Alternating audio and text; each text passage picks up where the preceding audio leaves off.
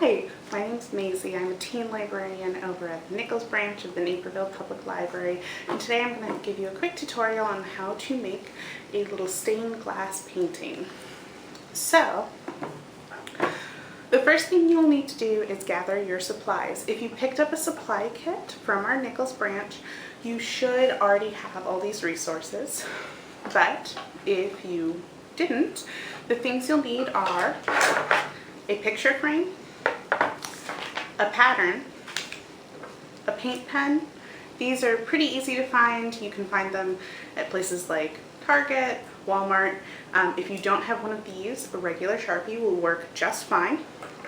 You'll need paint in a couple colors. You'll need a paintbrush or two. And if you are setting one up for the first time, you'll also need a hot glue gun and some Mod Podge.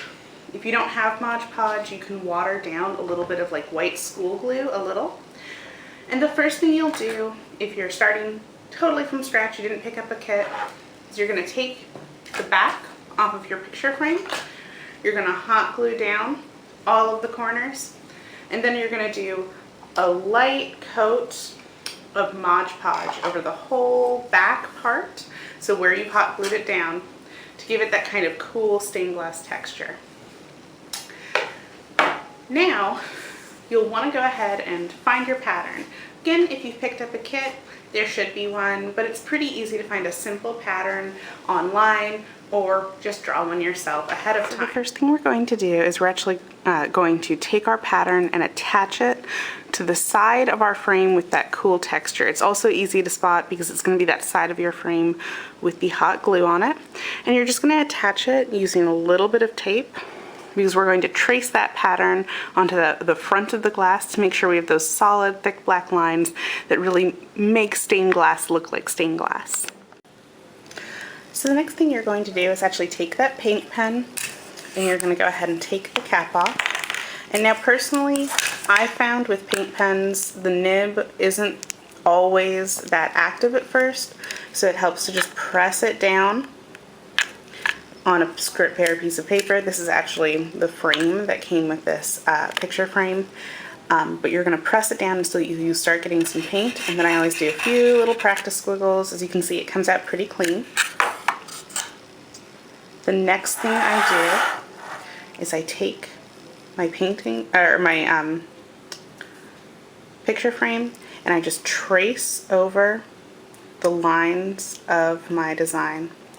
And the nice thing is it really doesn't have to be perfect, because no one's going to be able to see what the original pattern looked like. So if you make a few little mistakes, it's totally fine. You're just going to trace over the whole thing until you have that nice thick line. So once you have the whole thing traced, you're actually going to flip over your picture frame. You're going to take out that pattern. You're going to set it aside. We're done with that. And what we're going to do next is we're actually going to paint on this back side. So again, where you've got like that hot glue gun, that Mod Podge texture, we're going to paint on here. So one of the nice things about painting some fake stained glass is you don't need a super thick coat, because you do want it to be kind of transparent. So you can actually usually get away with just one coat. You're going to want to make sure you kind of go slow though, so it doesn't turn out too streaky. What I even have done in the past is, once I've got that coat down, I kind of go over it again in just some basic little circles to make sure it doesn't look too streaky. And then you can always flip it over. Just take a look and let yourself see if that looks how you want it to. If it doesn't, you can just go in and fix it. Once you've got the back painted as well as you'd like, you can see in front, it's all painted up. You're going to let it sit and dry. This is really important. You want to make sure that the front part, the part with those black lines, is sitting down so you don't get any paint drips anywhere. Once all your paint is dried, you can just flip it over and enjoy. It's that easy. All right. Thanks for joining us for this craft, and hopefully you'll join us for another one again soon.